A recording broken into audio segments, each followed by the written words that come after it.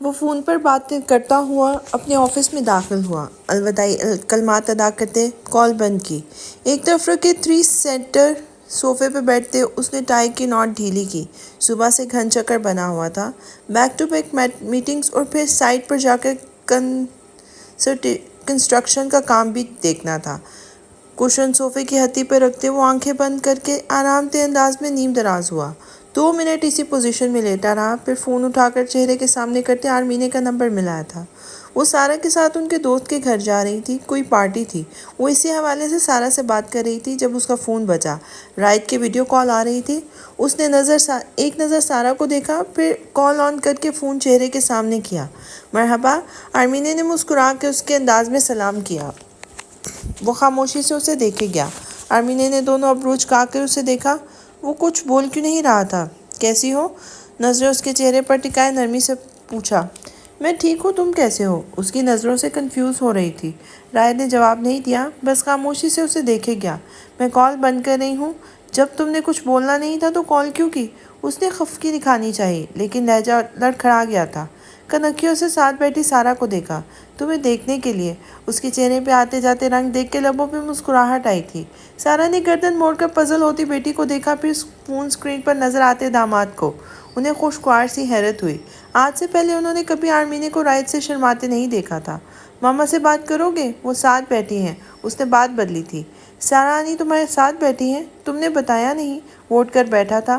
آرمینے نے فون سارا کی طرف کیا۔ وہ ان کا حال پوچھ کر بعد میں کال کرنے کا کہہ کے فون بند کر گیا۔ کال بند ہونے کے 1 منٹ بعد میسج کا نوٹیفیکیشن آیا۔ آرمینے نے اسکرین کو ٹچ کیا، میسج کھل گیا۔ میسج پڑھ کر اس کے لبوں پر خوبصورت مسکراہٹ آئی تھی۔ رائٹ کی کسی بات پر اسے کبھی کوئی شک نہیں رہا تھا۔ وہ اگر اسے اپنا دل کہتا تھا تو اسے یقین تھا کہ وہ واقعی اس کے دل میں رہتی ہے۔ اس نے ونڈو سے باہر جھانکا۔ شہر کا موسم خوشگوار ہو گیا تھا، یا شاید دل کا۔ زینب ماں کہہ رہی تھی کہ تم ان کے ساتھ زیادہ بات نہیں کرتی، پورا دن کمرے میں رہتی ہو۔ کیا تم یہاں پر کمفرٹیبل نہیں ہو؟ اگر ایسا ہے تو تم مجھے بتاؤ، ہم سہنت شفٹ ہو جاتے ہیں۔ وہ کافی دیر سے اس سے باتیں کرنے کی کوشش کر رہا تھا، لیکن وہ صرف ہوں ہاں میں جواب دے رہی تھی۔ ابھی بھی جواب میں نفی میں سر ہلایا، منہ سے کچھ نہیں کہا۔ ویسے ایک بات بتاؤں، مجھے یقین نہیں آتا کہ ہمارا بچہ آئے گا۔ میں تو ابھی تک یہ نہیں ڈیسائیڈ کر پا رہا کہ میں اس کو کیا کہہ کے بلاؤں۔ اس نے ٹاپک چینج کیا۔ میں نے کبھی بچوں پر غور نہیں کیا۔ ٹو بی آنسٹ، میں نے کبھی کسی بچے سے بات بھی نہیں کی۔ اگر کوئی مجھ سے اپنے بچے کا تعارف کرواتا ہے تو مجھے سمجھ نہیں آتی کہ میں اسے کیسے انٹریکٹ کروں اس بچے سے۔ اور اب ہمارا بچہ ہوگا، یقین نہیں آتا میں کیسے بات کروں گا اس سے۔ وہ سنجیدگی سے اپنی الجھن اسے بتا رہا تھا۔ تو تمہیں یہ بچہ نہیں چاہیے؟ افسانے نے ترشی سے کہتے لب بھینچ کر اسے دیکھا تھا۔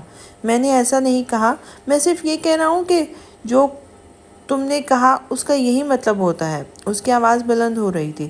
افسانے بے بسی سے اس کا نام لیا۔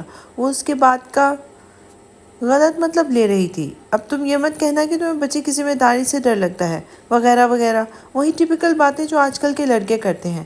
تم کو کوئی دنیا کے انوکھے باپ نہیں بننے والے جو تمہیں کچھ سمجھ نہیں آ رہا۔ پھر بھی تم بتا دو، اگر تم سے ذمہ داری نہیں اٹھائی جائے گی تو۔ ترسی سے کہتے اس نے ہاتھ میں پکڑا جوس کا گلاس ٹرے میں پٹکا تھا۔ پیدا میں نے کرنا ہے نا، تو پال بھی میں لوں گی۔ تم اپنی لائف انجوائے کرو۔ مہتاب ہکا بکا ہو کے اس کی باتیں سن رہا تھا۔ اس کی نارمل سی بات کو وہ کہاں لے کے گئی تھی؟ یہ تم کیا کہہ رہی ہو؟ میں نے ایسا کچھ نہیں کہا۔ اس نے تحمل سے اسے سمجھانے کی کوشش کی تھی۔ میں بالکل ٹھیک کہہ رہی ہوں۔ اگر تمہیں نارمل بچپن نہیں ملا تو اس کا بدلہ تم میرے بچوں سے لوگے کیا؟ اب تم حد سے بڑھ رہی ہو۔ چھوٹی سی بات کو کہاں لے کر جا رہی ہو؟ اسے بھی غصہ آیا تھا۔ میں بات کو وہیں لے کے جا رہی ہوں جو تم کہنا چاہتے تھے۔ تم اپنی انسیکیورٹیز اور کمپلیکسز سے بچے سے دور رکھنا۔ چبا کر کہتے وہ بیڈ سے کھڑی ہوئی تھی۔ بولنے سے پہلے اپنے الفاظ دیکھ لو۔ اور تمہارا بچہ؟ سیریسلی؟ ذرا تصدیق کرو اپنی۔ ہمارا بچہ ہے وہ بھی اس کے ساتھ کھڑا ہوا۔ افسانے نے کچھ کہنے کے لیے لب کھولے۔ مہتاب کا چہرہ دیکھا۔ لب بھینچ کر اسے دیکھتے وہ غصہ سب کیے کھڑا تھا۔ افسانے کو عجیب محسوس ہوا۔ وہ چوڑے کندھوں والا دراز قد مرد تھا۔ اگر ابھی وہ غصے میں اس پہ ہاتھ اٹھائے تو؟ آئی ایم سوری۔ وہ بے ساختہ 2 قدم پیچھے ہوئی۔ مہتاب نے حیرت سے اسے دیکھا۔ وہ خوفزدہ نظروں سے اسے دیکھ رہی تھی۔ لیکن کیوں سوری؟ اس نے ناسمجھی سے دہرایا تھا۔ میں نے غصے میں الٹا سیدھا بول دیا تھا، تم مجھ پر ہاتھ مت اٹھانا پلیز۔ آنکھوں میں آنسو لیے وہ ایک قدم مزید پیچھے ہوئی تھی۔ مہرداد کا دماغ بھگ سے اڑ گیا تھا۔ کیا وہ اسے ڈر رہی تھی؟ کیا وہ غصے میں اس پہ ہاتھ اٹھائے گا؟ یا اللہ، میں تم پہ ہاتھ کیوں اٹھاؤں گا؟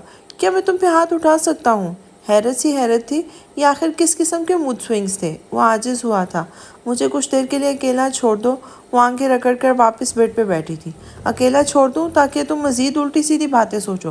نفی میں سر ہلاتے وہ اس کے ساتھ بیٹھا تھا۔ تمہاری مرضی۔ وہ لحاف سر تک تانتے کروٹ بدل گئی تھی۔ مہرداد لب کاٹتے اسے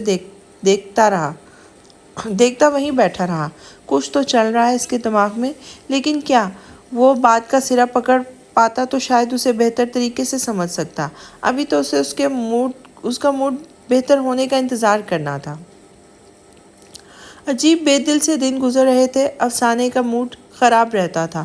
وہ اس سے تلخ باتیں کرتی اور وہ آفس جا کے وہاں سب پہ غصہ اتارتا۔ روٹین ڈسٹرب ہو گئی تھی۔ اس وقت بھی وہ سست قدموں سے گھر میں داخل ہوا۔ زینب لاؤنج میں ہی مل گئی۔ وہ ان کا حال پوچھ کر کمرے میں آیا۔ افسانے تکیہ منہ میں رکھے اس پر ایک پلیٹ میں براؤنیز رکھے چمچ سے کھانے میں مصروف تھی۔ سلام۔ دروازے سے اندر قدم رکھتے اس نے بلند آواز میں سلام کیا۔ افسانے نے سر ہلا کے سلام کا جواب دیا تھا۔ کیسی طبیعت ہے تمہاری؟ وہ کوٹ اور ٹائی اتار کر آستین فولڈ کرتے ہوئے اس کی طرف آیا تھا۔ بیڈ پر اس کے نزدیک بیٹھے اس کے ہاتھ میں پکڑے چمچ سے براؤنی منہ میں ڈالی تھی۔ تم ایسے پوچھ رہے ہو جیسے میں بیمار ہوں۔ افسانے نے پلیٹ اٹھا کر بیڈ سائڈ ٹیبل پر رکھی تھی۔ لگتا ہے موڈ خراب ہے بیگم صاحبہ کا۔ ہاتھ بڑھا کر اس کے گال پہ رکھنا چاہا لیکن افسانے نے رستے میں ہی جھٹک دیا۔ مہرداد نے برا منائے بغیر اس کا وہی ہاتھ اپنے ہاتھوں کی نرم گرفت میں لیا تھا۔ تم اتنے ڈھیٹ کیوں ہو؟ تمہیں غصہ نہیں آتا مجھ پر؟ تنے ہوئے چہرے کے ساتھ سوال کیا۔ مجھے تو تمہارے غصے پہ بھی پیار آتا ہے، تو سوچو میں تم پر غصہ کیسے ہو سکتا ہوں؟ اس کے لہجے کی نرمی پر افسانے کو بے ساختہ رونا آیا تھا۔ ڈرامے کرتے ہو تم۔ تمہیں مجھ سے سچ بولنا چاہیے۔ اس کی آواز بھاری ہوئی۔ ہاتھ اس کے ہاتھ سے چھڑایا۔ افسانے کیا ہوا ہے؟ تمہیں نہیں لگتا کہ تم میرے ساتھ بہت تلخ ہو رہی ہو؟ وہ دکھ سے سب بولا تھا۔ میں تو بہت کچھ ہوں گی ابھی، تم دیکھنا، آہستہ آہستہ تمہارا دل بھر جائے گا، تم میری شکل بھی نہیں دیکھو گے۔ آنسو آنکھوں تک آ گئے تھے۔ کیا تم وضاحت کرنا پسند کرو گی کہ کیوں ہوگا ایسا؟ اس نے لب بیچے تھے۔ میں موٹی ہو جاؤں گی، پھر میں تمہیں خوبصورت بھی نہیں لگوں گی، تمہیں کوئی اور لڑکی پسند آ جائے گی، کیا پتہ تم کسی اور کو پسند کر بھی چکے ہو۔ آنسو پلکوں کی باڑ توڑ کر چہرے پہ پھسلے تھے۔ مہرداد نے ایسے دیکھا جیسے اس کے دماغی حالت پر شک ہو۔ تم گھر پہ فارغ رہ کر یہی سب سوچتی رہتی ہو؟ کرتا ہوں میں تمہارا انتظام۔ وہ اس کی سوچ پر ششدر تھا۔ کیا کرو گے؟ مجھے یہاں سے بھیج دو گے تاکہ تم کھل کے کسی نئی لڑکی سے محبت کے پینگے بڑھا سکو؟ آنسو اب تیزی سے رخساروں پر بہہ رہے تھے۔ مہرداد کو اسے ایسے روتے دیکھ کر تکلیف ہوئی، لیکن وہ ضبط سے بیٹھا رہا۔ اچھا تھا وہ رو لیتی، کبھی کبھی رونا ہی سب سے بیسٹ تھیراپی ہوتا ہے۔ کیا پتہ اس طرح اس کے وجود پر چھائی کنوتیت ختم ہو جاتی۔ وہ بولتی رہی اور روتی رہی۔ وہ خاموشی سے اسے سنے گیا۔ زیادہ تر تو یہی ہوتا تھا، وہ ایک دن اس سے بیزار ہو کر اسے چھوڑ دے گا۔ اس نے سائڈ ٹیبل سے ٹشو کا ڈبہ اٹھا کر اس کی گود میں رکھا۔ اچھی طرح رو کر اس نے بھیگی پلکیں اٹھا کر مہرداد کو دیکھا، وہ اسے ہی دیکھ رہا تھا۔ افسوں بہت نرمی سے اس کا نام لیتے ہوئے تکیہ اس کی گود سے اٹھا کر ایک طرف رکھا۔ ادھر آؤ میرے پاس پلیز۔ اس کے نزدیک ہوتے ہوئے آہستہ سے ہاتھ بڑھا کر اسے خود سے لگایا۔ آئی لو یو، محبت سے اس کے کان میں سرگوشی کرتے اس کے گرد بازوؤں کا گھیرا مضبوط کیا۔ وہ شاید انسیکیور ہو رہی تھی، یا شاید یہ پریگننسی موڈ سوئنگز تھے۔ جو بھی تھا وہ اسے احساس دلانا چاہتا تھا کہ وہ اس کے ساتھ ہے۔ افسانے کی آنکھیں پھر سے نم ہو گئی۔ اس کی شرٹ مٹھی میں جکڑتے ہوئے وہ اس کے قریب ہوئی، منہ اس کے سینے میں چھپایا۔ I am sorry. کس لیے؟ میں نے تمہیں بہت باتیں سنائی، بہت کڑوا بولا، سو کرتے ہوئے کہا تھا۔ سنائی تو بہت ہے، لیکن کوئی بات نہیں، اب میں تمہاری باتوں کا برا ماننے سے تو رہا، لیکن مجھے بولنے دو، اب تم کافی بول چکی ہو۔ اس کے ہلکے سے ڈپٹنے پر وہ منہ بسوڑ کر بادل ناخواستہ چپ ہوئی تھی، لیکن اس کے سینے پہ مکہ مارنا نہیں بھولی تھی۔ اگر میں تم سے کہوں کہ تم میری زندگی کا سب سے اہم حصہ ہو تو یہ غلط نہ ہوگا۔ تم میری زندگی کا حصہ نہیں ہو، اس کی شرٹ کو تھامے افسانے کا سانس رکا تھا، لیکن مہرداد کی بات ابھی مکمل نہیں ہوئی تھی۔ تم میری زندگی ہو، تمہارے علاوہ میں نے کسی سے محبت نہیں کی، کسی کو اہم نہیں جانا۔ تم وہ ہو جس کا لمس مجھے زندہ کرتا ہے، تم وہ ہو جو دور ہو جائے تو میری سانسیں چھین کر لے جائے۔ میں شاید روزانہ اظہار نہ کر سکوں، مگر تمہاری محبت کا تصور بھی محال ہے تمہارے محبت کے بغیر زندگی کا تصور بھی محال ہے میرے لیے۔ مجھے وہ زندگی نہیں چاہیے جس میں تم نہیں ہو۔ مہرداد رضا کے افسانے حیدر کے لیے محبت واحد چیز ہے جس پہ مجھے مکمل یقین ہے۔ تمہیں اس پر شک نہیں کرنا چاہیے۔ نرم لہجے میں بولتے ہوئے وہ افسانے کے دل کو پرسکون کرتا گیا۔ کبھی شک نہیں کروں گی۔ اور وہ آہستہ سے اس سے الگ ہوئی تھی۔ I'm sorry، یہ دوبارہ نہیں ہوگا۔ مجھے پتہ نہیں کیا ہو گیا تھا، لیکن اب میں بہتر محسوس کر رہی ہوں۔ میں نے اس دن بھی جو کہا اس پہ بھی شرمندہ ہوں۔ وہ بھول جاؤ اسے، اور تم بار بار سوری مت بولو، عجیب ہی لگتی ہو۔ آخری جملہ شرارت سے ادا کیا تھا۔ تم سے زیادہ عجیب نہیں لگتی ہوں گی، رونے کے بعد والی زکام زدہ آواز میں بدلا لیا تھا۔ بادشاہ، اچھا یہ بتاؤ، اچھا یہ براؤنیز تو کھلاؤ مجھے۔ اس نے پلیٹ اٹھائی تھی۔ یہ میری ہے، تم اور لے آؤ۔ پلیٹ اس کے ہاتھ سے چھینی تھی۔ یہ وقت بھی آنا تھا، کبھی تمہیں مجھ سے محبت ہوا کرتی تھی، اور اب تمہیں کھانے سے محبت ہو گئی ہے۔ اس کے ڈرامے شروع ہو گئے تھے۔ افسانے ہنستی گئی۔ اس کا ذہن ہلکا پھلکا ہو گیا تھا، جیسے کوئی بوجھ تھا جو ذہن سے ہٹ گیا۔ اچھا شریک حیات ہونا بھی ایک نعمت ہے۔ وہ دل سے خدا کی شکر گزار ہوئی تھی۔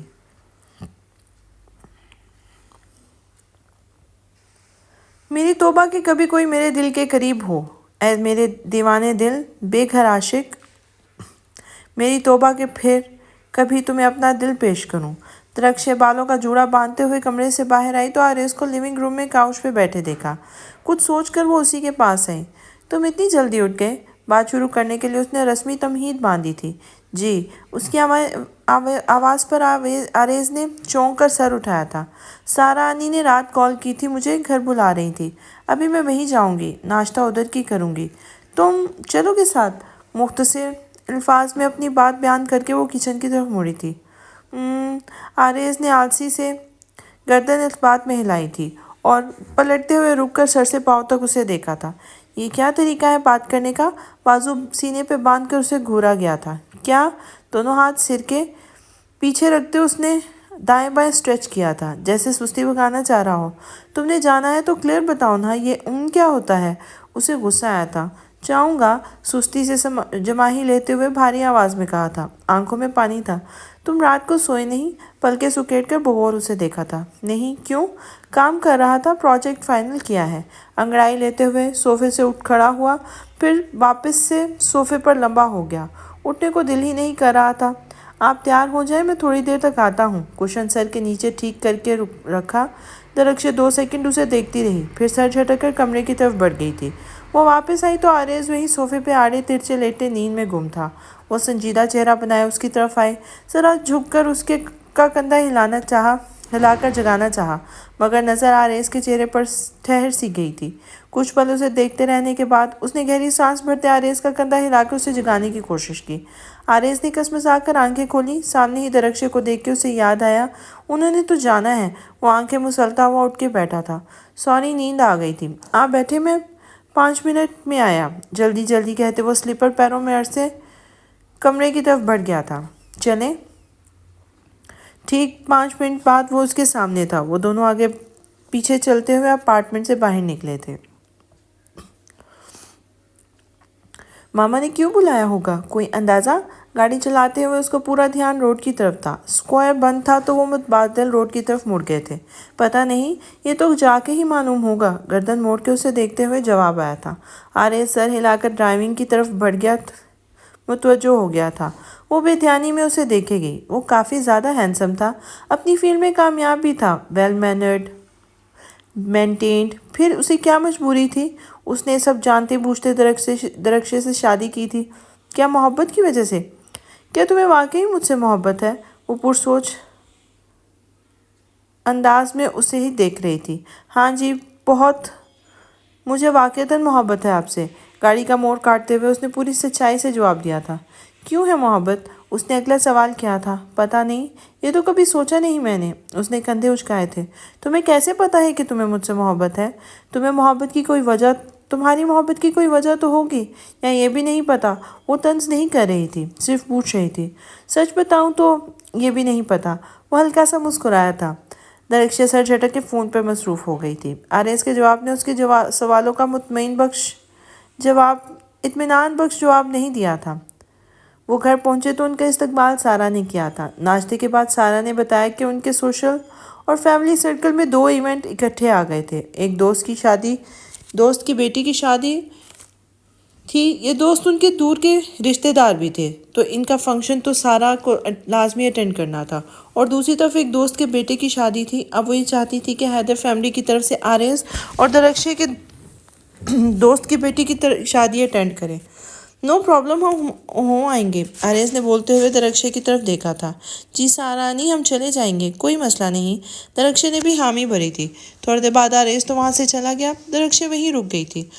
اس کا سارا اور آرمینے کے ساتھ شاپنگ کا پلان بن گیا تھا۔ آرمینے بھی سارا کے ساتھ شادی پر جانے والی تھی، تو اس نے بھی اسی حساب سے چیزیں لینی تھی۔ سارا کی دوست کی بیٹی کی شادی کے ایونٹس روز ویلویٹ جزیرے پر رکھے گئے تھے۔ کیونکہ دلہن پاکستانی اوریجن تھی تو اسی کلچر کو مد نظر رکھتے ہوئے آج رات مہندی کا فنکشن تھا۔ آرمینے اور سارا ایک دن پہلے ہی وہاں آ گئی تھیں۔ دیگر مہمانوں کی طرح ان کے لیے بھی ہوٹل میں پرتعیش کمرہ مختص کیا گیا تھا۔ روز ویلویٹ جزیرہ نیو یارک شہر کے مشرقی دریا کا ایک جزیرہ ہے جو مین ہیٹن کے علاقے میں واقع ہے۔ یہ مغرب میں مین ہیٹن جزیرے اور مشرق میں لانگ آئلینڈ پر کوئنز کے بورو کے درمیان ہے۔ نیو یارک سٹی کے بورو 5 بڑے سرکاری اضلاع ہیں جو نیو یارک شہر کو تشکیل دیتے ہیں: برانکس، بروکلن میں مین ہیٹن، کوئنز اور اسٹیٹن آئلینڈ۔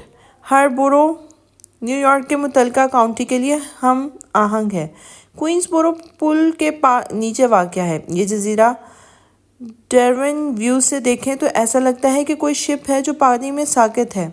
آرمینے پہلی بار وہاں آئی تھی۔ اتنا خوبصورت جزیرہ تھا، لیکن آرمینے کو کچھ خاص پسند نہیں آئی تھی یہ جگہ۔ مہندی کا فنکشن بہت خوبصورتی سے ارینج کیا گیا تھا، مگر آرمینے کو بوریت ہو رہی تھی۔ سب کچھ مصنوعی لگ رہا تھا، چہرے، مسکراہٹیں۔ مہندی کا فنکشن ختم ہونے کے بعد ہوٹل ہال روم میں آفٹر پارٹی کی محفل سجائی گئی تھی۔ آرمینے کو وہاں رکنے کا کہہ کر سارا معذرت کر کے سونے چلی گئی تھی۔ ہال میں ایک طرف آدھی دیوار جتنی اسکرین لگی تھی جس پر دلہا دلہن کے بارے میں ڈاکیومنٹری ٹائپ فلم لگی ہوئی تھی۔ پہلی ملاقات، محبت کی شروعات، پروپوزل اور اب شادی تک کا سفر۔ بہت خوبصورت طریقے سے کمپائل کی گئی ڈاکیومنٹری۔ کچھ لوگ رشک سے دیکھ رہے تھے تو کچھ حسد سے۔ جتنے لوگ اتنے تاثرات۔ آرمینے کو وہ ویڈیو پسند آئی تھی، اسے دلہا دلہن بھی پسند آئے تھے۔ گریسفل کپل تھا۔ یہ پروپوزل دیکھ کے مجھے اپنا ڈریمی پروپوزل یاد آ گیا۔ ویڈیو ختم ہونے پر تالیوں کی گونج تھی تو دلہن کی دوست کی آواز پر سب اس کی طرف متوجہ ہوئے تھے۔ تمہارے پاس ویڈیو ہے تو دو، میں اسے اسکرین سے کانٹیکٹ کرتا ہوں۔ دلہے کے بھائی کے کہنے پر اس لڑکی نے اپنی موبائل پر ویڈیو اوپن کرتے ہوئے فون اس لڑکے کی طرف بڑھایا تھا۔ اس لڑکی کا پروپوزل واقعی ڈریمی تھا۔ سرخ گلابوں سے سجی یاٹ پر سفید لباس میں موجود لڑکی منہ پہ ہاتھ رکھ کے خوشی سے آنکھوں میں آنسو لیے ہوئے تھی، اور لڑکا ایک گھٹنا زمین پر ٹیکے اس کی طرف رنگ بڑھائے ہوئے تھا۔ سب کو یہ ویڈیو پسند آئی تھی۔ اس کے بعد تو سلسلہ چل نکلا۔ وہاں پہ موجود کپلز اپنی اپنی فوٹوز شیئر کرنے لگے۔ مینے سارا آنٹی بتا رہی تھی کہ تمہارا بھی رشتہ وغیرہ کیا ہے انہوں نے، تم اپنا فیانسی تو دکھاؤ۔ ایک لڑکی جس سے آرمینے کی اچھی پہچان ہو گئی تھی، وہ بلند آواز میں بولتے ہوئے آرمینے کی طرف مڑی تھی۔ آرمینے تھوڑا سا ہچکچائی، سب اسے ہی دیکھ رہے تھے۔ اس نے اپنا فون نکالا، وہ ابھی سوچ ہی رہی تھی کہ کون سی تصویر دکھائے جب جینیفر کے بینکر کو تو دیکھیں پہلے، مس مینے کے فیانسی کو پھر دیکھ لیں گے۔ دلہن کے دوست کی آواز پر سب اس کی طرف متوجہ ہوئے تھے۔ آرمینے کا چہرہ بھج گیا تھا۔ اس کے بعد کسی نے دوبارہ اسے تصویر دکھانے کا کہا نہیں تھا۔ جین، تمہیں ایسے نہیں کرنا چاہیے تھا، اس کا چہرہ دیکھو، اسے برا لگا ہے۔ دلہن نے اپنے دوست کے کان میں سرگوشی کی تھی۔ لگتا ہے برا लगता रहे बुरा, इसकी शक्ल देखो, कौन होगा उसका फियांसी? कोई क्लास फेलो या फिर उसके बाप का कोई एम्प्लॉय जिसने अपनी वफादारी या बॉस के पैसे के लिए उसे मंगनी की होगी। पुरानी फिल्म्स की तरह अपनी बात के इख्तिताम पर जैन हल्का सा हंसी थी। उसके साथ बैठे जितने लोगों तक उसकी सरगोशी की गई थी वो सब हंसे थे। आर्मीने को उनकी आवाज़ तो सुनाई नहीं दी, लेकिन उसे महसूस हुआ था जैसे वो उस पर हंसे हों। जेन, तुम एंगेज तो नहीं हो? अपना बॉयफ्रेंड ही दिखा दो, हम उसे तस्वीर में कुछ नहीं कहेंगे। किसी की शरारत से कहने पर एक बार फिर हॉल में हंसी की आवाज़ें आई थीं। मैं आजकल सिंगल हूँ, लेकिन मेरा दिल बहुत बुरी तरह एक लड़के पे आ गया है। क्या बताऊँ, इतना प्यारा है कि मेरा दिल फड़फड़ा जाता है उसे देखकर। बहुत जल्द वो मेरा बॉयफ्रेंड होगा। दिल में हाथ रखकर उसने आंखें बंद करके जिस तरह से कहा था, एक बार फिर सबके चेहरों पर मुस्कुराहट फैली थी। फोल्डर का नाम माइन है। जेन ने बड़ी अदा से अपने फ़ोन स्क्रीन के साथ बैठे लड़के की तरफ फेंक कर एक आंख दबाई थी। वो लड़का मुस्कुराता हुआ फ़ोन अटैच करने लगा। आर्मीने ने थोड़ी देर पहले सर्व किए हुए जूस का ग्लास उठाकर लबों से लगाया था। उधर उसने एप्पल जूस का पहला घूंट लिया। इधर स्क्रीन पर एक लड़के की स्विमिंग पूल के किनारे बिना शर्ट फ़ोटो ज़ाहिर हुई थी। आर्मीने को ज़ोर से अच्छू लगा। जूस हल्क में अटक गया था। इस नीम अंधेरे कमरे में आधी दीवार पर लगी इतनी बड़ी स्क्रीन पर DSLR क्वालिटी की बहुत खूबसूरती से खींची गई तस्वीर अजीब तरह से उसका दिल धड़का गई थी। मीने, क्या हुआ? आई सी, तुमने पहले कभी इतना हॉट एंड हैंडसम लड़का अपने इतने करीब से नहीं देखा होगा, इसलिए जूस अटक गया ना? जेन ने शरारत से आंखें पटपटा कर उसे देखा था। उसकी बात पर वहाँ कहके लगे थे। वो खूबसूरत थी, पूरे एतमाद थी, एक स्ट्रॉन्ग खुद मुख्तार लड़की थी। उसके चाहने वाले सराहने वाले बहुत थे। आर्मीने मुस्कुरा भी नहीं सकी थी। उसने टिश्यू से मुंह साफ किया और सर उठाकर स्क्रीन को देखा। ऐसा लग रहा था तस्वीर में मौजूद लड़के की आंखें उसे ही देख रही थी। वो नज़रें हटा गई, कनखियों से इधर इर्द गिर्द मौजूद लोगों को देखा। कोई भी उसकी तरफ मुतवज्जो नहीं था। वो जब स्लाइड की सूरत चलती तस्वीरों को देखकर तबसरा कर रहे थे। आर्मीने ने नज़रें वापस स्क्रीन की तरफ फेरी। अक्सर तस्वीर बिना शर्ट के थी। वो टिकटिकी बांधे उसे देखे गई। किसी ने नोटिस नहीं किया। वहाँ मौजूद सब लोगों की नज़रों का मरकज़ फिलहाल तस्वीरों में नजर आता लड़का था, जिसे देखकर लगता था अरब का सारा हुस्न उसमें समेट आया हो। उसकी पलकों पर अटकी पानी की बूंदों को देखो जरा, क्या इससे खूबसूरत नज़ारा कोई और हो सकता है? जेन दिल पे हाथ रखे बेहोश होने की एक्टिंग करते दुल्हन के कंधे पे सर टिका गई थी। उसके होंठ तो देखो, कोई इतना प्यारा कैसे हो सकता है? उसकी दुहाइयाँ अरूज पे थी। सब उसकी एक्टिंग पर हंस रहे थे। ये वो है ना, यंग बिजनेसमैन, ये अरब है, मैंने इसे देखा हुआ है। ये स्विमिंग पूल वाली तस्वीरें उसके विक को दिए जाने वाले रिसेंट इंटरव्यू में ली गई हैं। क्या नाम है उसका भला सा? दूल्हे का भाई उंगली कनपट्टी पर बजाते हुए नाम याद कर रहा था। रायद बिन तलाल। जेन बुलंद आवाज़ में नाम लेते हुए अब स्क्रीन के साथ जाके खड़ी हुई थी। मैं साइंस से सख्त मायूस हूँ। साइंसदान अभी तक तस्वीर से अपने पसंदीदा बंदे को गले लगाने का तरीका इजाद नहीं कर सके। वो दोनों हाथ चेहरे पर रखे निसार होने वाले अंदाज में स्क्रीन पर जगमगाती तस्वीर देख रही थी। आर्मीने की बस हो गई थी। माथे पे बल लिए वो ग्लास ट्रे में रखते वहाँ से उठ गई थी। किसी ने भी उसके वहाँ से जाने को नोटिस नहीं किया था। वो सब जेन को तंग कर रहे थे और लहरा लहरा कर एक्टिंग करते सबको वो हंसने पे मजबूर कर रही थी। हाथ से बाहर आते तक आर्मीने को उनकी खिलखिलाहटें सुनाई दे रही थी। वो आरेज के साथ इस शादी के रिसेप्शन पे आ तो गई थी, लेकिन अब वो लब भींच कर आरेज की हरकतें बर्दाश्त कर रही थी। वहाँ मौजूद लोगों से मिलते हुए दरख्शे का तारुफ कराते वो कभी उसके कंधों के गिर्द बाजू हायल करता तो कभी कमर में बाजू डाल के उसे करीब कर लेता। एक दो बार उसने सबसे नज़र बचा के उसे घूरा था, लेकिन वो अनजान बन गया था। उसने सर दर्द का कहकर आरेज से वापस चलने का कहा था। वो उसका गुस्से से सुर्ख पड़ता चेहरा देख के फौरन मान गया था। वो घर वापस आए तो दरख्श अपने कमरे में बंद हो गई थी। कपड़े तब्दील करके वो सर पे हाथ फेरते अपने कमरे से बाहर आया था। एक नज़र दरख्शे के कमरे के बंद दरवाजे को देखा और उसी तरफ आ गया था। आहिस्ता से दस्तक दी। आपने खाना नहीं खाया था? आप कहें तो मैं कुछ बना दूँ आपके लिए? दरवाज़ा खुलने पर दरख्शे का चेहरा सामने आया। تو اس نے دستک دینے کا مقصد بتایا تھا۔ نہیں، بیزاری سے کہہ کے اس نے دروازہ بند کرنا چاہا۔ آریز نے دروازے پہ ہاتھ رکھ کے اسے ایسا کرنے سے باز رکھا تھا۔ درخشے نے لب بھیج کر اس کی یہ حرکت دیکھی تھی۔ کافی؟ اس نے ایک اور آپشن دیا تھا۔ تم سمجھتے کیا ہو خود کو؟ ایک ہاتھ اس کے سینے پر رکھتے اسے پیچھے دھکیلتے وہ کمرے سے باہر آئی تھی۔ اس کے دیور دیکھتے ہوئے آریز نے قدم پیچھے کیے۔ کیا ثابت کرنا چاہتے ہو تم؟ اس کی آواز بلند ہوئی تھی۔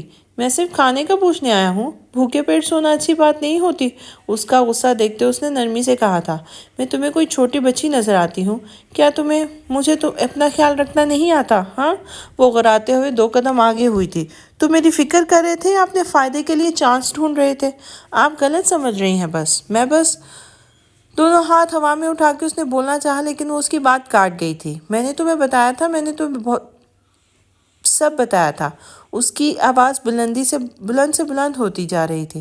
تمہیں سب پتا تھا، پھر بھی تم نے مجھ سے شادی کی۔ تم نے کیا سوچا تھا بھلا؟ کیا یہی کہ یہ تو ایسے ہی بول رہی ہے، بعد میں سب ٹھیک ہو جائے گا، یہی سوچا تھا نا تم نے؟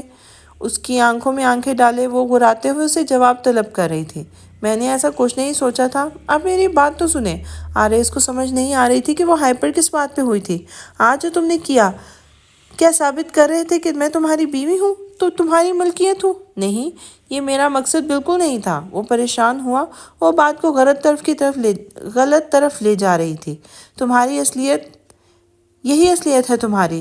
جب تمہیں پہلے ہی سب بتایا تھا تو میں نے تو کیوں تم آتے میرے پاس بار بار؟ کیوں مجھ سے بات کرنے کی کوشش کرتے ہو؟ مقصد تو وہی ہے نا تمہارا، اپنی ہوس پوری کرنا۔ اس کے علاوہ کیا چاہیے تمہیں؟ اس کی آنکھوں میں سرخی اتر آئی تھی، دماغ کھول رہا تھا۔ دفعہ ہو جاؤ میری نظروں کے سامنے سے۔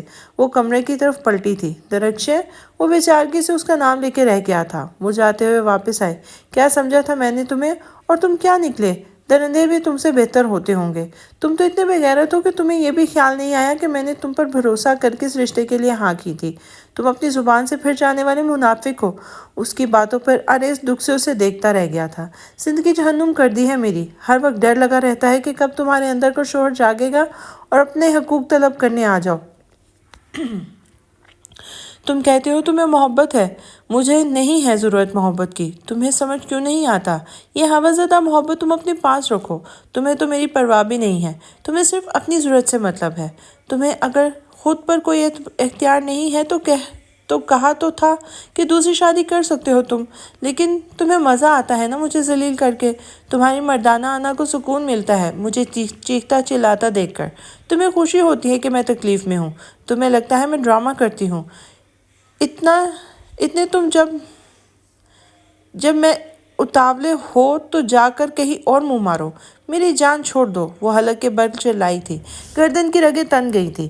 گہرا سانس بھر کر نفی میں سر ہلاتے وہ خاموشی سے چلتا ہوا اپنے کمرے میں بند ہو گیا تھا۔ اب کہاں جا رہے ہو؟ آ کر میری بات سنو۔ اسے کمرے میں بند ہوتا دیکھ کر وہ اس کے پیچھے گئی تھی۔ بند دروازے کے پاس رکتے ہوئے وہ مسلسل بول رہی تھی، چلا چلا کر گلا بیٹھ گیا تھا۔ اپنے وعدے کا پاس ہی رکھا ہوتا کم از کم۔ گھٹیا انسان، جنگلی درندہ۔ زور سے دروازے پر ہاتھ مار کر وہ لیونگ روم کی طرف آئی تھی۔ اسے لگ رہا تھا کہ اگر وہ تھوڑی دیر مزید وہاں پر رہی تو اس کے دماغ کی نس پھٹ جائے گی۔ صوفے پر پڑا ٹرچ کوٹ اٹھایا اور اپارٹمنٹ سے باہر کی طرف رخ کیا تھا۔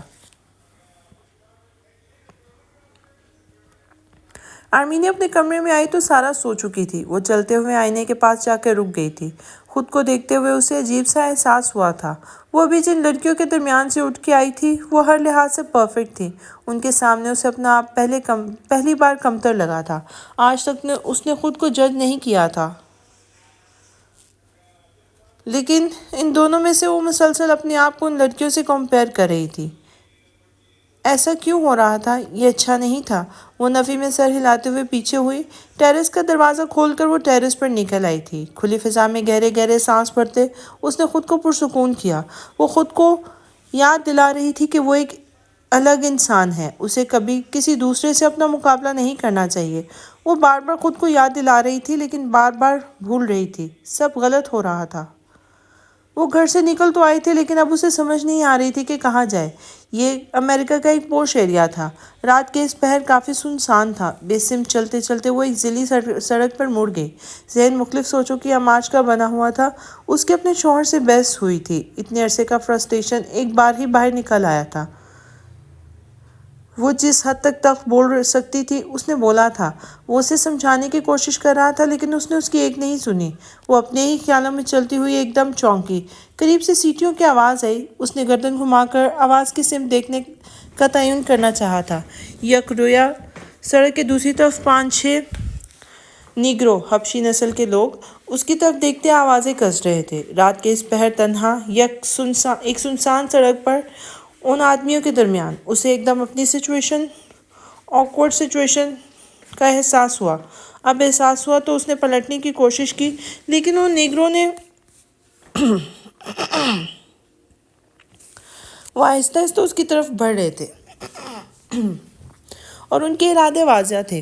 وہ قدم پیچھے ہٹ رہی تھی اور ان نیگروں کے درمیان اور اس کے درمیان فاصلہ کم ہوتا جا رہا تھا۔ کون تھا جو اسے وہاں ان سے بچا سکتا؟ اسے اپنی بے بسی کا شدت سے احساس ہوا تھا۔ اسے اپنا شوہر یاد آیا تھا، اپنے تلخ الفاظ اور اس کی غمگین آنکھیں۔ وہ اسے اتنا برا بھلا کہہ کے آئی تھی۔ اس نے اسے اپنی آنکھوں کے سامنے سے دفع ہو جانے کا کہا تھا اور جب تک اپنے کمرے میں بند نہیں ہو گیا تھا وہ بولتی ہی رہی تھی۔ وہ اس کو درندہ کہہ کے آئی تھی اور اب ان نیگروں کے درمیان اسے کوئی انسان نظر نہیں آ رہا تھا۔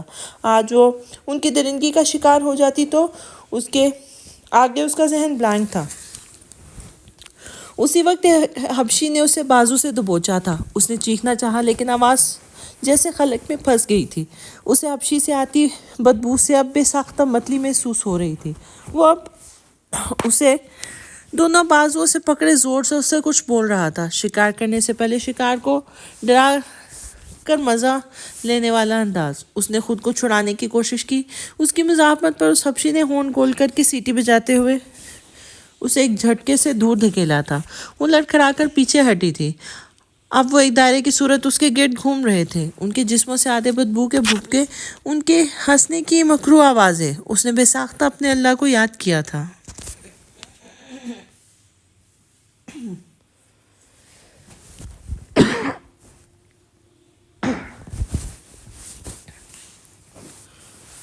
وہ کتنی ہی دیر سے نیچے زمین پہ بیڈ سے ٹیک لگائے کر بیٹھا تھا، دونوں گھٹنے کھڑے کیے، کہنیاں ان پہ ٹکائے۔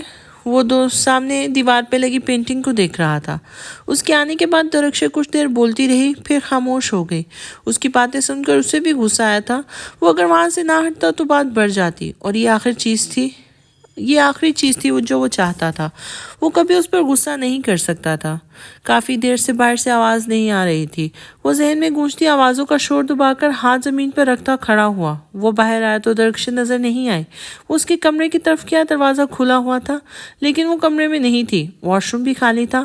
ٹیرس پہ بھی دیکھا، وہاں بھی نہیں تھی۔ وہ کمرے سے باہر آیا، پورا اپارٹمنٹ چیک کیا، وہ کہیں نہیں تھی۔ فون اٹھا کر اس کا نمبر ملانا چاہا تو سامنے میز پہ رکھے فون پر نظر گئی۔ درخشے کا فون۔ وہ اپارٹمنٹ سے باہر نکل آیا تھا۔ سیکیورٹی والوں سے پوچھنے پر پتہ چلا کہ وہ پیدل ہی وہاں سے نکلی تھی۔ اب اسے پریشانی ہو رہی تھی، رات کے اس پہر بغیر فون کے وہ پیدل کہاں گئی ہوگی۔ وہ روڈ پر آیا، چاروں طرف نظریں دوڑائیں، اسے درخشی کہیں نظر نہیں آئی تھی۔ 2 منٹ رک کر کچھ سوچا، پھر فون پر ایک نمبر ملایا۔ اس کا دوست مورس پولیس ڈپارٹمنٹ میں اچھے عہدے پر تھا۔ اس سے اس ایریا کا CCTV فوٹیج چیک کرنے کا کہتے پر پتہ چلا کہ موریسن ابھی RS کی بلڈنگ کے پاس ہی ہے۔ RS فون بند کر کے موریس کا انتظار کرنے لگا تھا۔ اس نے کہا تھا کہ وہی آ جاتا ہے۔ 2-3 منٹ گزرے ہوں گے کہ اسے موریس اپنی طرف آتا ہوا دکھائی دیا تھا۔ کیا ہوا، سب خیریت؟ RS کے وہاں پہنچنے پر اس نے غور اس کا پریشان چہرہ دیکھا تھا۔ ہاں سب ٹھیک ہے، تم CCTV فوٹیج دکھاؤ مجھے۔ وہ بے چین لگتا تھا۔ ویسے یہ الاؤڈ تو نہیں ہے لیکن موریسن، اس کی بات کاٹ کر جھنجھلا کر اس کا نام لیا تھا۔ اوکے دکھاتا ہوں، ابھی صبر کرو۔ وہ جلدی فون اسکرین ٹچ کرتے ایک فولڈر پر پہنچا تھا۔ یہ دیکھو، اس ایریا کی لائیو فوٹیج ہے۔ اس کے فون پر مختلف ونڈوز کھلی ہوئی تھی، ہر گلی کا الگ کیمرہ۔ आरएस ने फ़ोन उसके हाथों से लिया था, गौर से एक एक कैमरा फुटेज चेक करते हुए उसे दरख्शे कहीं नज़र नहीं आई थी। उसने अपनी बिल्डिंग के सामने वाला कैमरा रिवाइंड किया, फिर एक जगह पर रोक दिया। दरख्शे बिल्डिंग से निकलते हुए दिखाई दे रही थी। वो उसे ट्रेस करता गया और मेन रोड से होते हुए मुख्तलिफ जगहों से गुजरते थोड़ी दूर जाकर एक ज़िली सड़क की तरफ मुड़ गई थी। उसके आगे की कोई वीडियो नहीं थी। ये इस सड़क का फुटेज कहाँ है? स्क्रीन पर उंगली रखते उसने मॉरिसन से पूछा था। साथ ही उसके उस तरफ कदम बढ़ाए जहाँ उसे दरख्शे जाते हुए दिखाई दी थी। उस रोड का कैमरा ख़राब था, कल ही बनवाया था, लगता है फिर आज किसी ने ख़राब कर दिया। मुझे पूरा यकीन हो गया है कोई जानबूझकर मेरे साथ दुश्मनी कर रहा है, क्योंकि मैं इस एरिया का इंचार्ज हूँ। बाखुदा ये मेरे हाथ लगे, छोड़ूंगा नहीं। आरएस के कदमों की रफ्तार का मुकाबला करते हुए वो अपने ही रोने रो रहा था।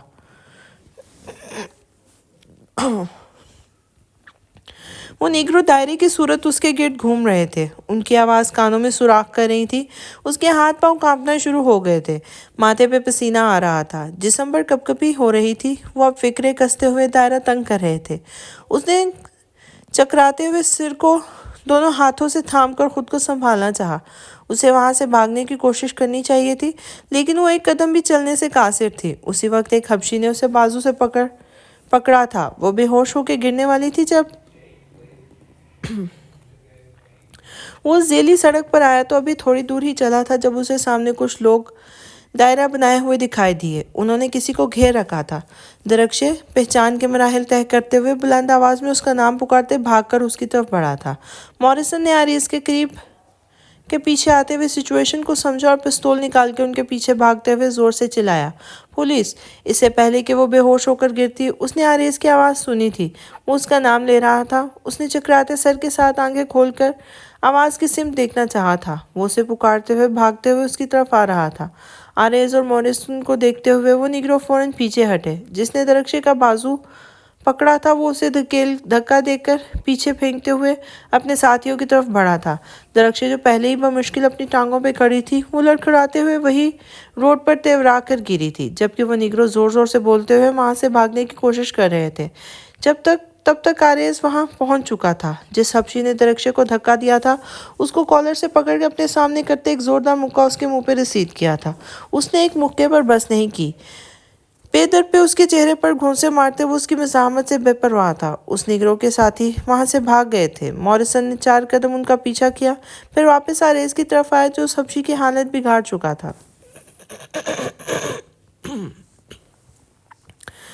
आरेस! दरख्शे की आवाज़ पर उसके हाथ रुके थे। वो इस हबशी को मॉरिसन की तरफ धकेलता दरख्शे की तरफ आया था। उसके पास नीचे बैठते उसका चेहरा देखा।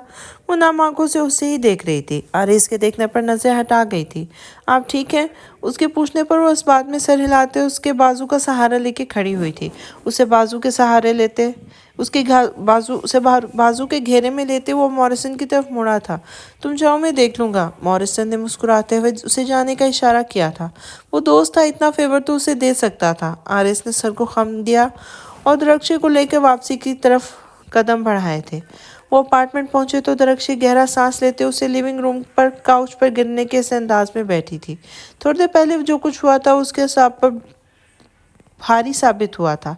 किचन से पानी का ग्लास लाकर उसे पकड़ाते उस सामने वाले सोफे पे बैठा। दरख्शे ने ग्लास खाली करके मेज पे रख दिया था। तुमने जो ताने देने हैं वो मैं सुन लूंगी, जुकाम ज़दा आवाज़ में कहते उसने ग्लास पर नज़र टिकाई थी। वो कुछ देर खामोशी से उसे देखता रहा।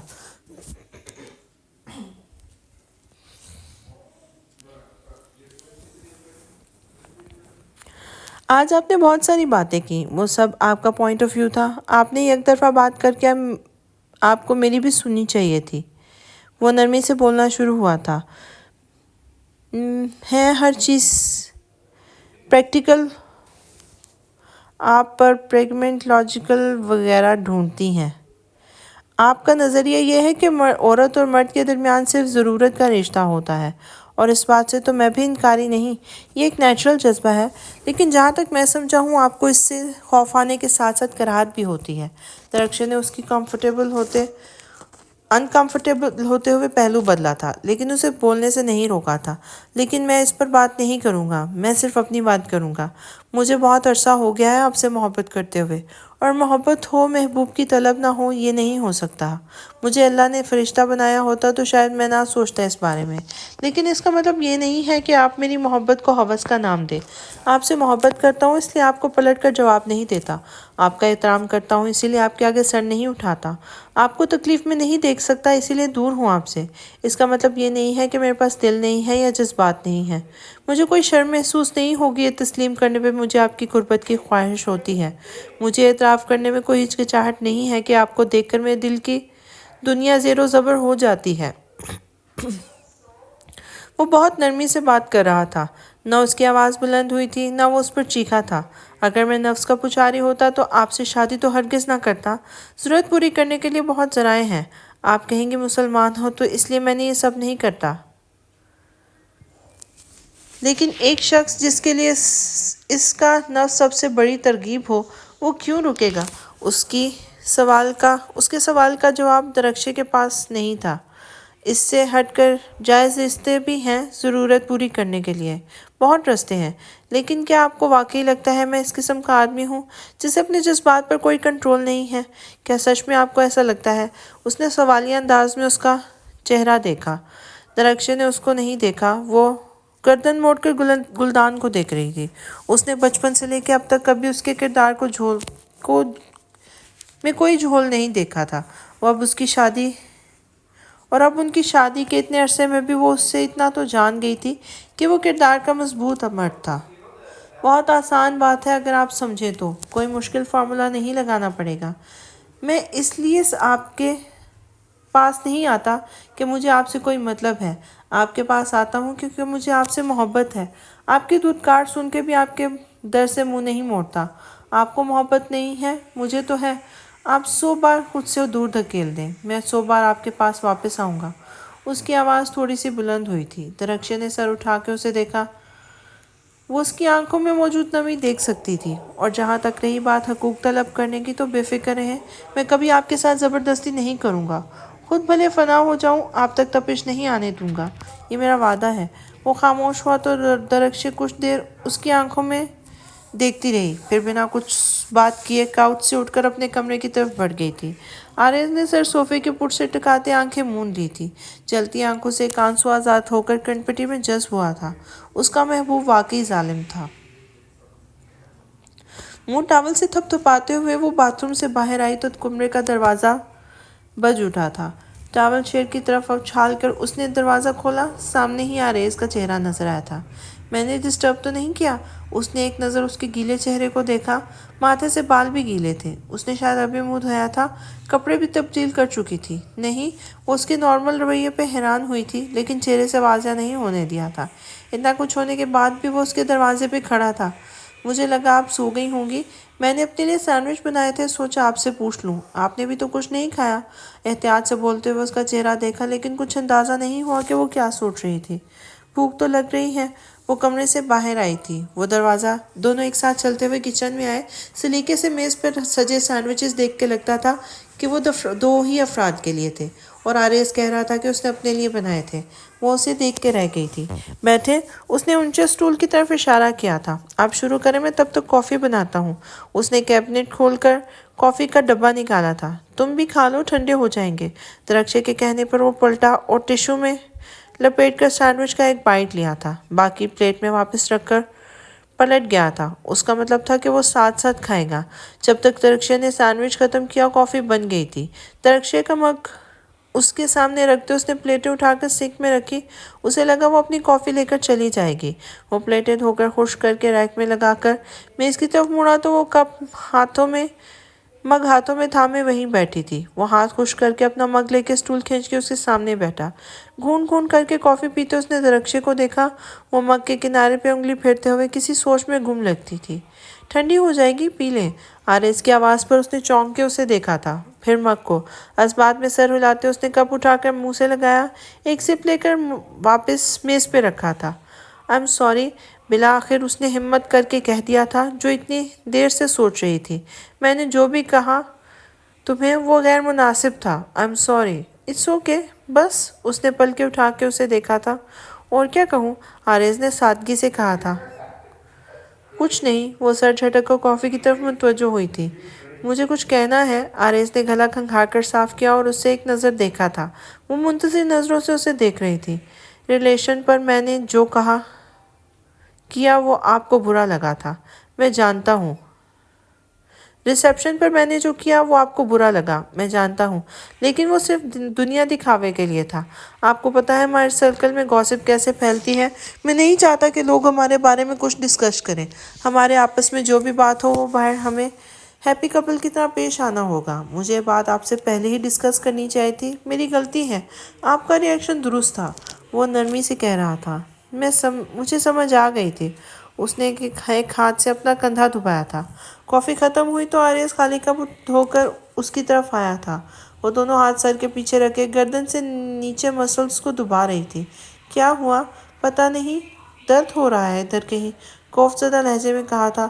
کندھوں کے مسلز کھنچ گئے ہوں گے ایک ہی جگہ بیٹھ کر کام کرنے سے کی وجہ سے اکثر اوقات ہو جاتا ہے۔ تھوڑا سا مساج ہوگا تو ٹھیک ہو جائے گا۔ ٹراؤزر کی جیبوں میں ہاتھ ڈال کر بغور اس کے چہرے پر پھیلی تھکن کو دیکھا تھا۔ تمہیں آتا ہے کرنا؟ ہاں جی، اس میں کیا مشکل ہے؟ اس نے کندھے اچکائے تھے۔ درخشن نے پلکیں اٹھا کے اسے دیکھا۔ آریز نے بھی سادگی سے اس کی آنکھوں میں دیکھا تھا۔ درخشن نے ابرو اچکائے۔ آریز کو جیسے ایک دم کچھ کلک ہوا۔ سوری، میں ابھی دبا دیتا ہوں۔ وہ چلتے ہوئے اس کے پیچھے جا کے کھڑا ہوا تھا۔ نرم ہاتھوں سے اس کے کندھوں کے مسلز دباتے اس نے منہ سیدھا ہی رکھا تھا۔ بس کر دو، درد ٹھیک ہو گیا ہے۔ کچھ دیر بعد دائیں بائیں گردن کو سٹریچ کرتے وہ سٹول سے اٹھ کھڑی ہوئی تھی۔ آریز نے بھی ایک طرف ہٹ کر جانے کا راستہ دیا تھا۔ درخشن کچھ دیر اسے دیکھتی رہی۔ آج ان نیگروں کے درمیان پھنسے اسے بہت عجیب سا احساس ہوا تھا۔ وہ نیگرو اکیلے تو نہیں تھے، ان جیسے بہت سارے لوگ دنیا میں ہوں گے یقیناً۔ وہ کسی پر بھی حملہ کر سکتے تھے، لیکن کسی کی بھی زندگی تباہ کر سکتے تھے۔ ایسے کتنے کیسز اس نے خود اپنی آنکھوں سے بھی دیکھے تھے۔ صرف ایک حادثہ اور زندگی بھر کے ٹراماز۔ آج اگر کچھ ہو جاتا، کیا وہ لوگ اس سے اجازت لیتے؟ کیا ان کو اس کے فوبیا کا احساس ہوتا؟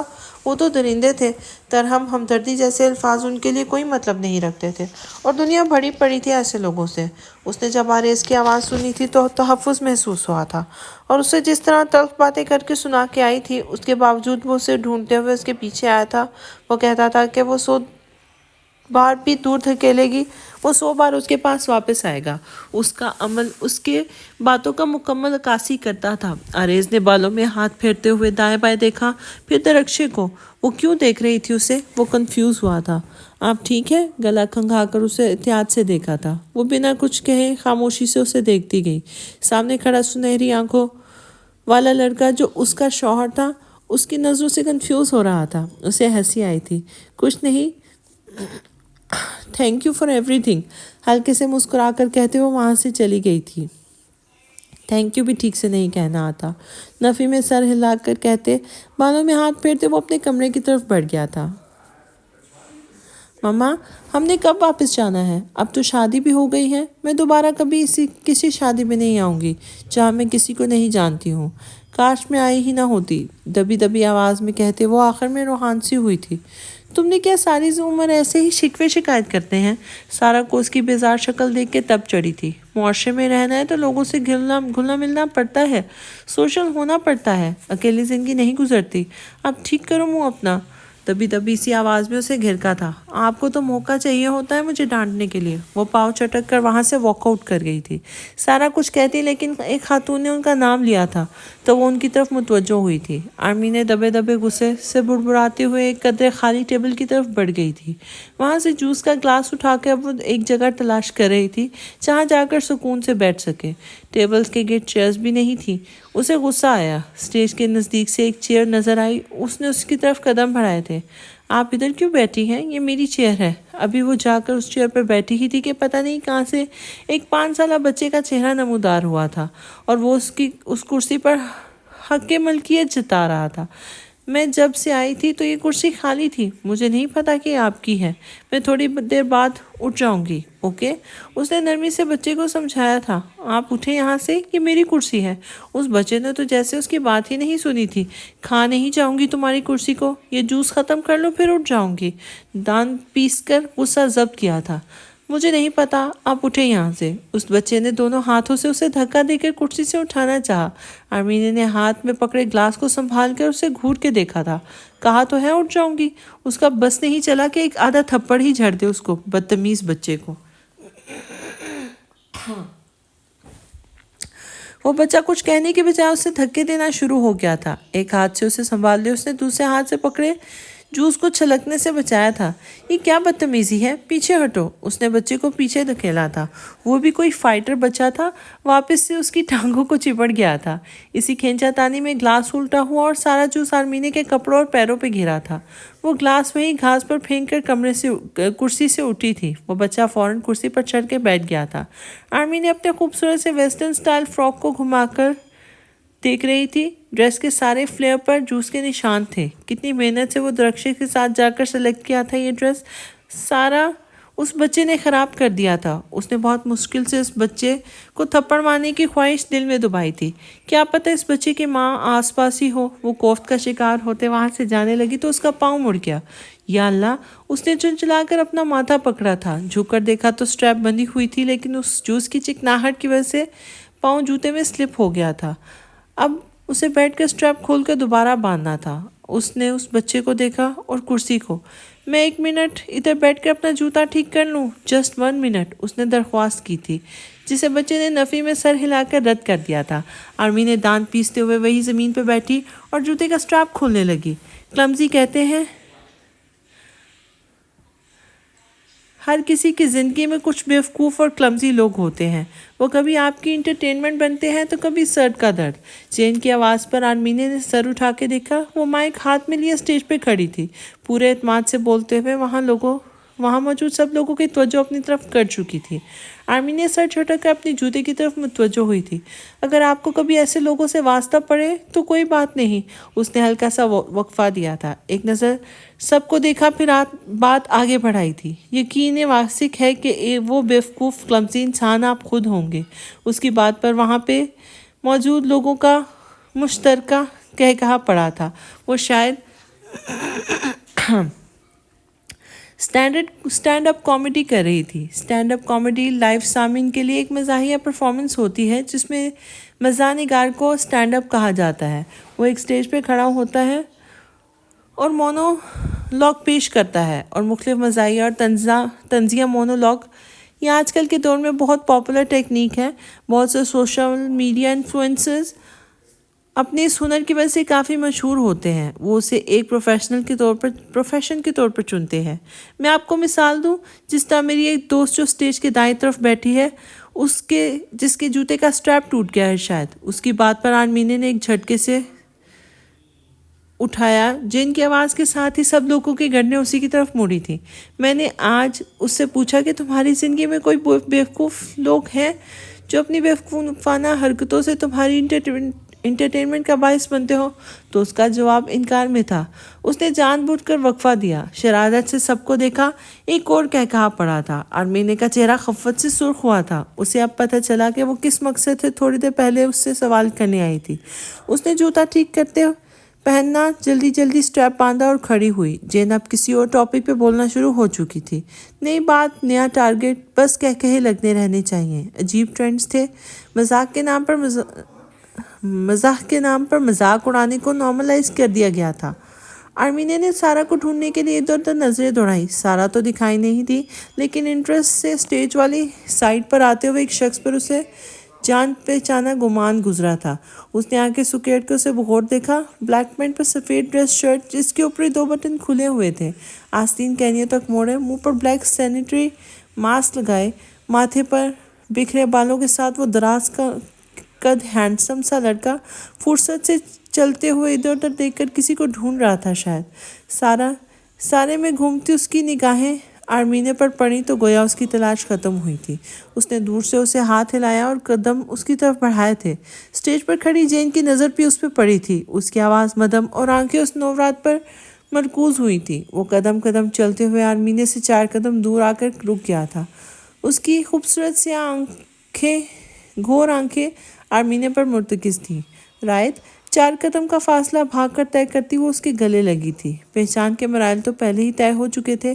رائے نے مسکراتے ہوئے مضبوط بازوؤں کا گھیرا اس کی کمر پر قائم کرتے ہوئے اسے اوپر اٹھا کر گھوم کر 2 چکر لگائے اور آہستہ سے اسے زمین پر واپس اتارا تھا۔ آرمینے نے بازو اس کے گلے سے نکال کے اس کے بازوؤں کے نیچے سے گزار کر اس کی پشت پر باندھے اور دایاں گال اس کے سینے پر رکھ دیا تھا۔ مجھے اندازہ نہیں تھا تو مجھے اتنا مس کر رہی تھی، ورنہ میں پہلے ہی آ جاتا۔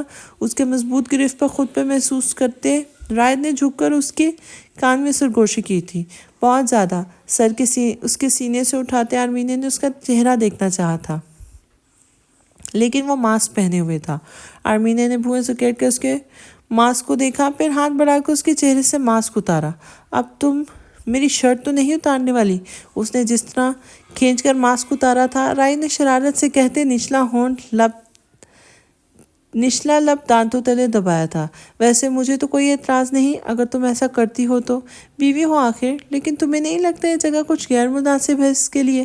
وہ اس کی کمر کے گرد بازو لپیٹے اس کے چہرے کو دیکھتے ہوئے شرارت سے کہہ رہا تھا۔ آرمینے نے مسکراہٹ دبا کر ایک مکہ اس کے سینے پہ مارا۔ اب وہ آج کل کچھ زیادہ ہی بے شرم ہو گیا تھا۔ فون پر بات کرتے ہوئے چھوٹے موٹے شرارتی جملے آسانی سے کہہ دیتا تھا۔ تم یہاں کیا کر رہے ہو؟ اس کی شرٹ کے بٹن پہ انگلی پھیرتے ہوئے اس کی چکمکاتی آنکھوں میں اپنا عکس دیکھا تھا۔ موم ڈیڈ بھی آئے ہیں لیکن وہ گھر پہ ہیں۔ مجھے پتا چلا کہ تم ادھر ہو تو میں بھی ادھر ہی چلا آیا۔ پہلے میں نے سوچا کہ حیدر انکل کو بتاؤں، پھر سوچا انہوں نے کوئی شرٹ رکھ دینی ہے، اس سے بہتر ہے میں خود سے وہاں سے گمشو ہو جاؤں۔ وہ اتنے مزے سے بتا رہا تھا کہ آرمینے کو ہنسی آئی تھی۔ گمشو کیا ہوتا ہے؟ مسکراہٹ دبا کر سوال کیا تھا۔ تمہیں نہیں پتا؟ گمشو مطلب گیٹ آؤٹ، غائب، شکل گم۔ میں نے افسانے سے سیکھا ہے۔ وہ اپنے نئے سیکھے علم پر نازا تھا۔ آرمینے کھلکھلا کر ہنسی تھی، لیکن کچھ دیر پہلے کا غصہ اور خوف جیسے گمشو ہو گئے تھے۔ اسٹیج پر کھڑی جین کب کی خاموش ہو چکی تھی۔ اس کی نظریں آرمینے کے ساتھ کھڑے رائد بن طلال پر ٹکی تھی۔ وہ ششدر ہو کے ان دونوں کو دیکھ رہی تھی۔ ان دونوں کے درمیان فاصلہ نہ ہونے کے برابر تھا۔ ایک دوسرے کو دیکھتے، باتیں کرتے، ہنستے، کوئی بھی انہیں دیکھ کر بتا سکتا تھا کہ وہ ایک کپل تھے۔ جین کی نظروں کے تعاقب میں سب کی گردنیں ان کی طرف مڑی تھی۔ آرمینے کو محسوس ہوا ہر طرف خاموشی تھی۔ پہلے بھی صرف جین بول رہی تھی اور باقی سب اسے سن رہے تھے۔ وہ خاموش ہوئی تھی تو کچھ پل کے لیے ہر طرف خاموشی چھا گئی تھی۔ آرمینے نے گردن گھما کے ادھر ادھر دیکھا، سب لوگ انہیں ہی دیکھ رہے تھے۔ اس کے گال سرخ ہوئے تھے۔ رائد یہ سب ہمیں دیکھ رہے ہیں؟ اس نے آہستہ سے سرگوشی کی تھی۔ ہم ایسا کیا کر رہے ہیں جو ہمیں دیکھ رہے ہیں؟ اس نے بوئیں سکیڑ کر ادھر ادھر کا جائزہ لیا تھا۔ یہ تو یہی لوگ بتا سکتے ہیں۔ ویسے تم نے اچھا کیا آ گئے، میں ادھر بہت بور ہو رہی تھی۔ آرمینے تھوڑا سا اس سے الگ ہوئی تھی۔ دیکھا، مجھے پتا تم چلو گی میرے ساتھ؟ کہاں؟ جہاں بھی لے جاؤ۔ ضرور چلوں گی۔ اس نے مسکراتے ہوئے اس بات میں سر ہلایا تھا۔ چلو پھر۔ اس کا چہرہ تھام کر وہ اسے ساتھ لے کے پلٹ گیا تھا۔ ماما کو تو بتا دوں؟ آرمینے نے دور کچھ آنٹیوں کے ساتھ کھڑی سارا کو دیکھا تھا۔ میں انہیں میسج کر دوں گا، ویسے بھی سوزین ہے ان کے ساتھ۔ رائد نے وہیں سے سارا کو ہاتھ ہلایا تھا۔ سارا مسکرا دی تھی۔ تم نے ابھی کہا کہ تم میرے ساتھ چلو گی، اب بھی اعتراض کر رہی ہو؟ اس نے مصنوعی طور پر افسوس کیا تھا۔ اعتراض کب کیا؟ اپنی طرف سے باتیں مت بناؤ۔ اس نے منہ بسوڑا تھا۔ ویسے تم آئے کیسے ہو؟ NYC فیری کے ذریعے آیا ہوں۔ اور کیسے آتا؟ تیر کر؟ اس نے آنکھیں گھمائی تھی۔ تیر کر آتے تو بھی اچھا تھا۔ اب ہم کیسے جائیں گے فیری تک؟ ریڈ بس پر، جیسے باقی لوگ روز ویلٹ کے لوگ سفر کرتے ہیں۔ اگر تم کہو تو پیدل چلتے ہیں، یا پھر انٹرنس گیٹ کی طرف جاتے ہوئے۔ ان کی آوازیں سماعت کی حدود سے پرے ہو گئی تھی تو جین گہری سانس بھرتے ہوئے اسٹیج سے نیچے اتری تھی۔ کسی نے میوزک پلے کر دیا تھا، جیسے ایک ٹرانس سا ٹوٹا تھا۔ لوگ آپس میں باتیں کرنے میں مگن ہو گئے تھے۔ رونق لوٹ آئی تھی، لیکن جین دھواں چہرے کے ساتھ دلہن سے معذرت کرتے ہوئے وہاں سے چلی گئی تھی۔ نظروں کے سامنے رائد بن طلال کی باہوں کے گھیرے میں کھڑی آرمینے کا چہرہ نظر آ رہا تھا۔ اس کا اچھا بھلا دن برباد ہو چکا تھا۔ تم ابھی تک تیار نہیں ہوئی؟ خدا کا خوف کرو اور کتنی دیر لگاؤ گی؟ مرداد کی آواز پر مسکراہٹ لگاتی ہوئی افسانے نے جل کے اسے دیکھا تھا۔ تم سے کم وقت میں تیار ہوتی ہوں؟ تمہارے تو بال ہی سیٹ نہیں ہوتے۔ 2 گھنٹے؟ منہ بگاڑ کر کہتے احتیاط سے مسکارا پلکوں پر پھیرا تھا۔ تم میرے بالوں کی پکی دشمن ہو، کتنی بری نظر رکھتی ہو ان پر۔ اس نے ہیئر برش اٹھا کے اپنے بال سیٹ کیے تھے۔ 70 بار تم بال سیٹ کر چکے ہو، اب ہٹو یہاں سے، مجھے تیار ہونے دو۔ مطلب تم مان رہی ہو کہ تم نے بھی 70 چیزیں میرے چہرے پر لگائی ہیں، ورنہ تم اتنی دیر تم اور کیا کرتی رہی ہو؟ اس کے پاس ہر چیز کا جواب ہوتا تھا۔ مہرداد کھینچ کر اس کا نام لیتے اس نے مسکارا بند کر کے ڈریسنگ ٹیبل پہ پٹکا تھا۔ بادشاہ کچھ نہیں بول رہا۔ وہ جا کر بیک گراؤنڈ سے ٹیک لگا کر نیم دراز ہوا، اور وہ دونوں آج مہرداد کے دوست کے گھر دعوت پر انوائٹڈ تھے۔ گھورنا بند کرو داد۔ لپسٹک لگا کا رنگ سلیکٹ کرتے ہوئے اس نے مسلسل خود کو دیکھتے ہوئے مہرداد کو ٹوکا تھا۔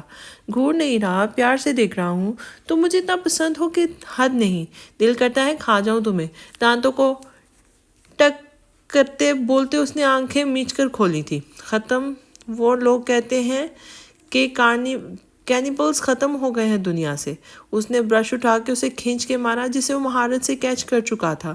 شوہر ہوں، کچھ تو عزت کر لو، سیدھا سیدھا آدم خور ہی کہہ دیا ہے تم نے مجھے۔ وہ برا ہی مان گیا تھا۔ عزت کیا ہوتی ہے؟ وہ احتیاط سے لپسٹک لگا رہی تھی۔ وہی جو تم میری بالکل نہیں کرتی۔ جب پتہ ہے تو شکوہ کیوں کرتے ہو؟ عادت بنا لو، کیونکہ میں تو ویسے ہی رہنے والی ہوں۔ اس نے مڑ کر کمر پر ہاتھ رکھ کے خود کو سر کو اوپر سے تھوڑا سا اوپر اٹھا کر کیسی لگ رہی ہوں والے انداز میں خم دیا تھا۔ قبول ہے، قبول ہے، قبول ہے۔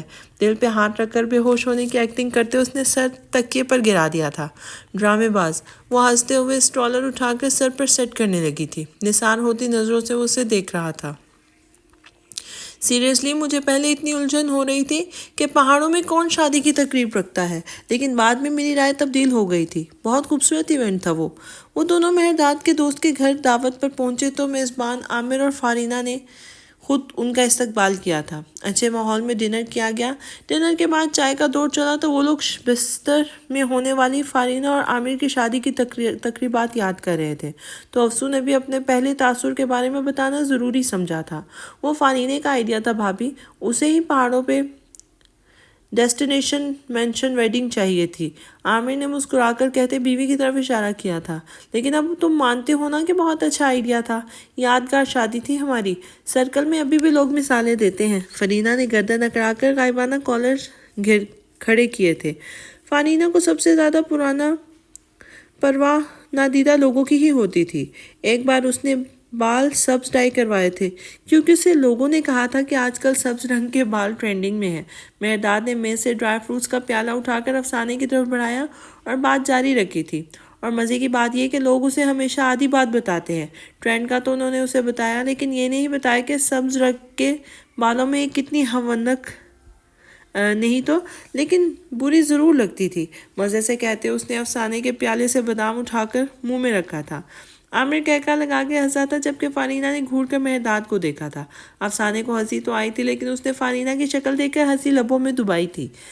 کیا اس سے بھی زیادہ بری جب تم نے کندھوں تک لمبے بال رکھے تھے اور اس کے ساتھ اسپیشل ساؤتھ افریقیوں سے شیمپو منگوایا تھا تاکہ بال سلکی ہو جائیں، اور یہ اور بات ہے، اس سے زیادہ واہیات ہیئر سٹائل تبریز والوں نے آج تک نہیں دیکھا ہوگا۔